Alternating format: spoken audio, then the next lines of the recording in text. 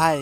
আচ্ছা তোমাদের কি মনে আছে সেদিন বড় একটি অ্যালোভেরা গাছের গোড়া থেকে একটি চারা তুলেছিলাম? তো চলো আজকে সেই চারাটাকেই অন্য জায়গায় বসাবো। তো এই চারাটিকে কিন্তু বসানোর কোনো ইচ্ছা আমার ছিল না, কারণ ইতিমধ্যে কিন্তু অনেক অ্যালোভেরা গাছ আমার হয়ে গেছে। তো এই চারাটিকে ফেলতেও পারিনি, কারণ এই চারাটিকে কিন্তু দেখতে অনেকটা সুন্দর এজন্য। তো তোমাদের কাছে এমন একটি চারা থাকলে তোমরা কি করতে? ফেলে দিতে নাকি আবারও নতুন করে বসাতে? তো সেটা কিন্তু অবশ্যই আমাকে জানিও। তো যাই হোক, এই গাছটিকে কিন্তু আমি এই ছোট্ট গ্রো ব্যাগটার ভিতরে বসাচ্ছি।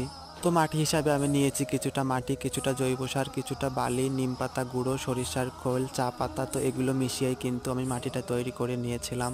আর এই অ্যালোভেরা পাতা দিয়ে কিন্তু আমি একটা তরল সারও বানিয়ে দেখিয়েছি। তো সেই ভিডিওটি যারা দেখোনি তারা দেখে নিতে পারো, আমি নিচে ভিডিওটি দিয়ে দিয়েছি। আর আমার ভিডিওগুলো তোমাদের কেমন লাগে সেটা কিন্তু অবশ্যই জানিও।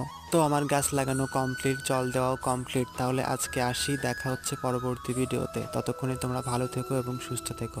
টাটা।